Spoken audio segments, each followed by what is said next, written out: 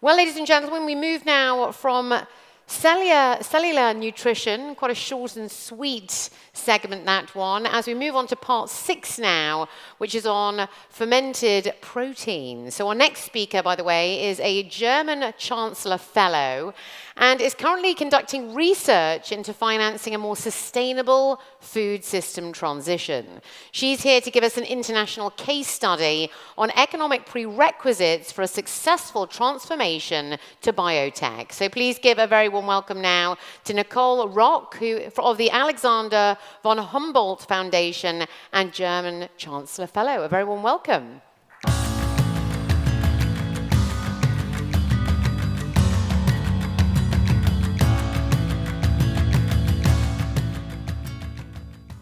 Hello, everyone. It's great to see so many of you still here. It's been a long day. I'm going to shift gears a bit. So we're moving away from the scientific for now, for the next 20 minutes. And I want to talk about how we need to center these themes of public health and economic sustainability into food investment strategies moving forward. Currently, the most critical bottleneck towards achieving a protein diversification strategy, as we've heard from a lot of the speakers here today, is access to capital. Financial actors have a key role to play within this food systems transformation that we've been talking about today. They determine which technologies are invested in. They determine which technologies move from seed scale to institutional scale, and then eventually technologies that are distributed and scaled up across the world. Financial actors need to act not just as conduits for transactions, but as catalysts for change that we want to see in our future food systems.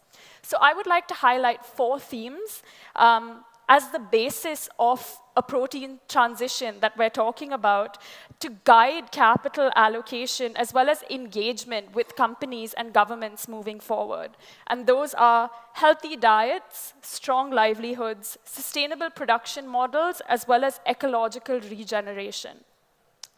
We've been laying the groundwork for a protein transition, working with consumers to build trust on some of these new products, working together as an industry to enable inclusive stakeholder dialogue, as well as working towards transforming mindsets about what our new food systems could look like.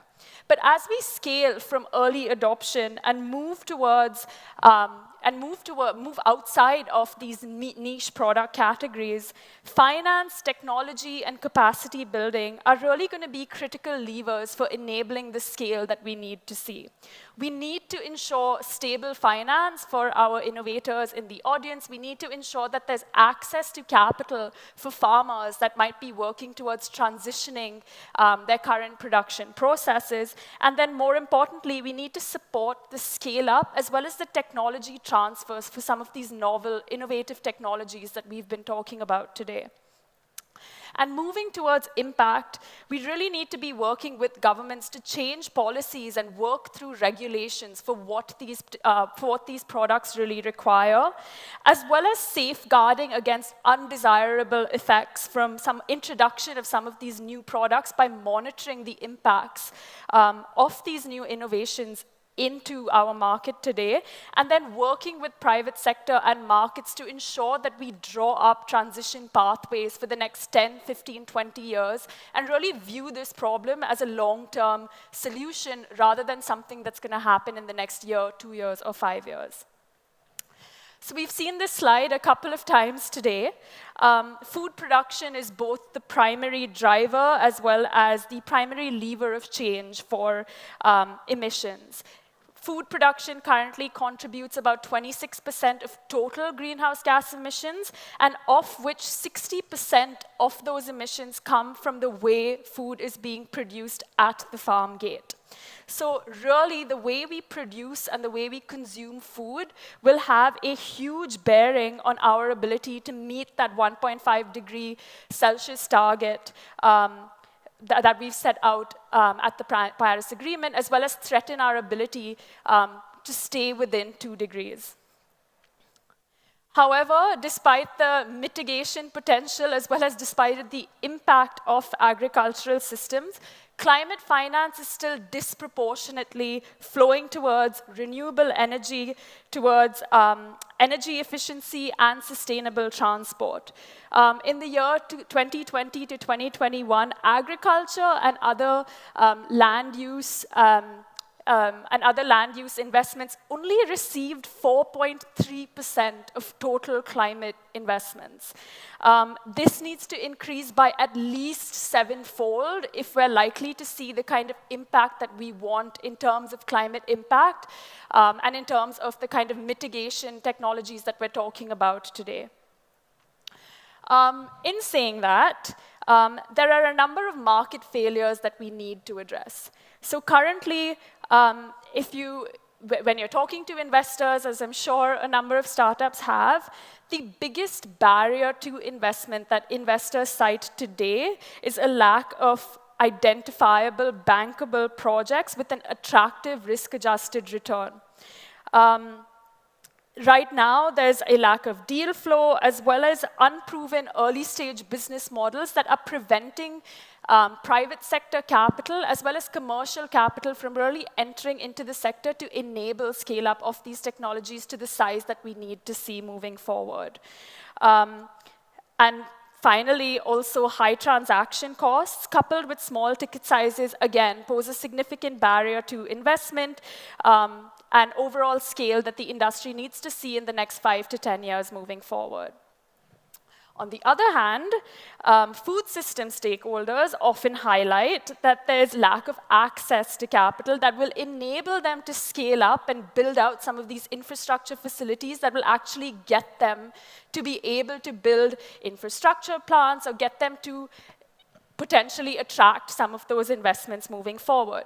If you take the alternative protein sector as an example today, while we've seen flows of both private capital through equity financing as well as some public financing as well, this has not been suitable enough for mobilizing capital towards financing equipment as well as facilities at scale.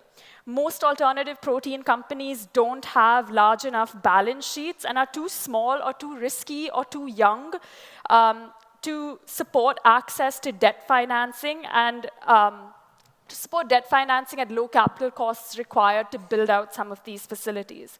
So while we're seeing alternatives to meat, eggs, and dairy on our supermarket shelves globally, whether it's in Germany or India or in the UAE, in order for these products to really become commercially viable, they need to be offered at the scale that will enable them to produce larger volumes at much lower costs. Other sectors like renewable energy have faced similar challenges, and I believe their success provides a playbook for alternative proteins as well. Transforming food systems could cost up to $500 billion a year, which seems like a large amount, but not until you consider the fact that in the year 2019 and 2020 alone, governments across the world subsidized an average of 700 billion US dollars globally for agriculture through incentives, and the food industry alone also stands around $10 trillion as the size of an industry. So I don't think it's impossible for us to have access to some of this capital as well. And on the other side, the cost of inaction and not doing anything about the current state of our food system, measured in terms of hidden environmental, social, and economic costs, could add up to a staggering $12 trillion a year as well. But again, this would require us to address some of those core market failures to unlock some of that private capital and financing from food and agricultural companies to come into some of these specialized sectors. Innovative funding mechanisms that effectively leverage both public as well as private financing, like investment tax,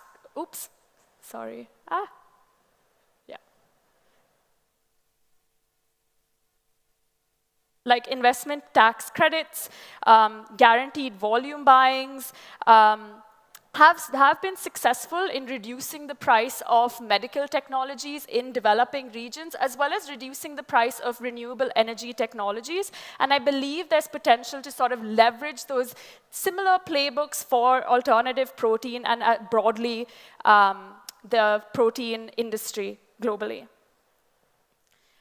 I now want to talk about a case study that we've been hearing about, or potential of the industry that we've been hearing about, whether it's in Germany or whether it's in India, which is the potential to use underutilized crops to both support regenerative farming systems as well as the basis for alternative protein products.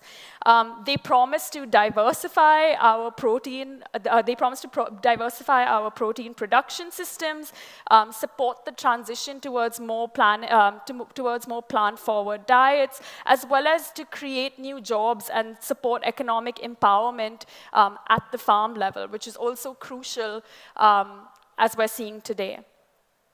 Alternative protein investors, on the other hand, have the opportunity to engage with the value chain in a more holistic way, supporting the production of high-value agricultural crops, supporting the production of decentralized processing facilities. As we heard in the previous panel about cultivated meat as well, we have the potential to redesign the way our food systems are currently built and build out some of that decentralized processing facilities to really support a rural transition within the alternative protein sector as well.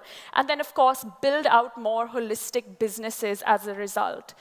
We have the opportunity to focus on gender justice and participation across the value chain, thinking about technical advisory and supporting farmers to grow varieties of crops that have traditionally done well in regions that they are currently, as well as support them in including more regenerative practices within their existing agri-production chains. And so I've drawn out what this could potentially look like from a financing perspective. So this could potentially have two components, where on one hand, you have a technical advisory facility that supports access to catalytic capital in a blended finance structure to support the value chain development. So really bringing in the farmers and centering the farmers as a key lever of change within this protein transition that we've been talking about. So during the development phase, this could mean a technical assistance provision that's funded by grants, that supports agricultural knowledge practices in enhancing regenerative practices. This could mean early consultation as well with food and agricultural companies on the ground to ensure that these development interventions that we're trying to build out actually address local market needs and can secure ongoing funding from the private sector to support their scale up as well. And then, of course, impact monitoring services to ensure that on the investment side, we're hitting all of those ESG targets that investors are looking for. We're hitting those barriers that investors are currently saying they're facing in terms of investing within agricultural supply chains and supporting the development of new supply chains as well. And then from the farmers' perspective, we're ensuring that they have access to some of this short-term working capital that will support them in building up some of these capital-intensive projects and processes.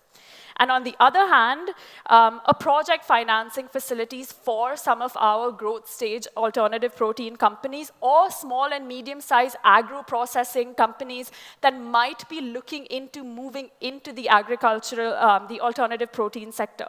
Again, this could be achieved by potentially leveraging blended finance along with concessional finance to ensure access to low-cost debt capital that can be refinanced either through individual or cluster-based projects through the partners. Financing, again, can be made available both for commercial technologies as well as innovative technologies that will support infrastructure creation and development of some of these high-value ingredients that we've all been talking about so far. So thank you. As an industry, we definitely need to go further to catalyze this urgent transformation that we've been talking about. And this includes looking at both high technology solutions as well as agroecological ones, and how they can be mutually supportive to each other. I look forward to working together in trying to design what some of this could look like and design what this change could look like. I'm currently doing this as a research project, so if you are an investor in the room or if you are a startup in the room, I'd love to hear from you, and I'd love to bring in some of those inputs into my research as well. Thank you.